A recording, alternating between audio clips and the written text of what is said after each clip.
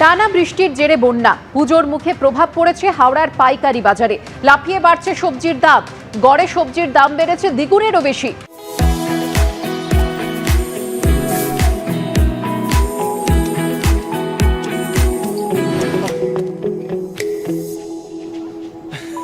Mollet Perfumes, your personal signature.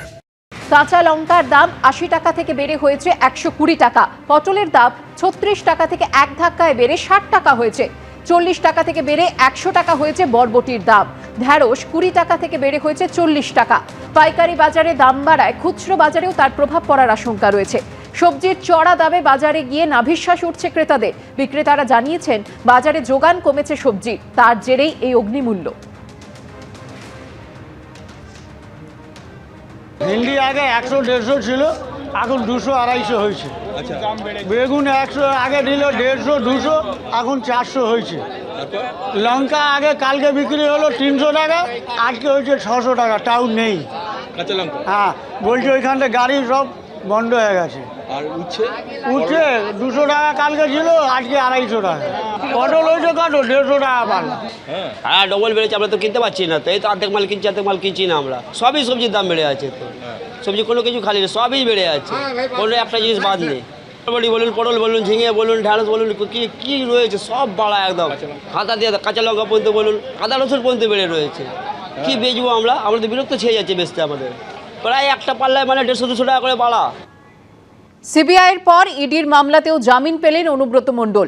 ১৮ মাস তিহারে জেলবন্দি থাকার পর শুক্রবার গরু পাচার মামলায় দিল্লির রাউস অ্যাভিনিউ কোর্ট থেকে জামিন পেলেন তিনি। জামিন মেলার পর অনুব্রত মণ্ডল কবে তিহার জেল থেকে নিজের বাড়িতে ফেরেন তার অপেক্ষায় তৃণমূলের নেতাকর্মীরা। এক পুজোর আগে গ্রেফতার হয়েছিলেন, ২ বছর পর আরেক পুজোর মুখে বীরভূমে ফিরতে চলেছেন অনুব্রত মণ্ডল। 10ই সেপ্টেম্বর জামিনে মুক্তি পেয়েছেন অনুব্রত মেয়ে সুকন্যা। শুক্রবার দিল্লির রাউস অ্যাভিনিউ কোর্ট থেকে গরু পাচার মামলায় জামিন পেলেন কেষ্ট। ইডি যে 4টে সাপ্লিমেন্টারি কমপ্লেন্ট আছে, তার মধ্যে একটাতেও গরু পাচার থেকে কোনো টাকা আমার কাছে এসছে, এর কোনো এভিডেন্স নেই। চার্জশিটে যা লেখা থাকবে তার বেসিসে আমাকে কেসটা এগোতে হবে। চার্জশিটে এরকম কিছু নেই। 2022 সালের 11ই আগস্ট গরু পাচার মামলায় বীরভূমের নিচুপট্টির এই বাড়ি থেকে অনুব্রত মণ্ডলকে গ্রেফতার করেছিল সিবিআই। এই মামলায় পরে তাকে হেফাজতে নেয় এনফোর্সমেন্ট ডিরেক্টরেট। আসানসোল জেল থেকে অনুব্রত মণ্ডলকে তিহারে নিয়ে যায় তারা। গত মাসে সিবিআইয়ের করা মামলায় জামিন পান কেষ্ট, তবে ইডির করা মামলার জন্য জেল থেকে মুক্তি পাননি। অবশেষে 18 মাস তিহার জেলবন্দি থাকার পর শুক্রবার সেই মামলায় দিল্লির রাউস অ্যাভিনিউ কোর্ট থেকে জামিন পেলেন অনুব্রত মণ্ডল। এই খবর আসার পর বীরভূমে উৎসব শুরু করে দেন তৃণমূলের কর্মী সমর্থকরা। অনুব্রত মণ্ডল ফিরলে বোলপুরের তৃণমূলের জেলা পার্টি অফিসে তাকে কিভাবে আহ্বান জানানো হবে তাই নিয়ে বৈঠকে বসেন জেলার নেতারা।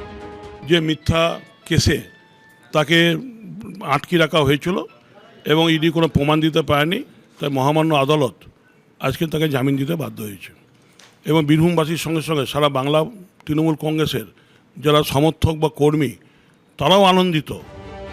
জামিন মেলার পর অনুব্রত মণ্ডল কবে তিহার জেল থেকে নিজের বাড়িতে ফেরেন তার অপেক্ষায় তৃণমূলের নেতাকর্মীরা। বিজেন্দ্র সিংহ ও ভাস্কর মুখোপাধ্যায়ের রিপোর্ট, এবিপি আনন্দ।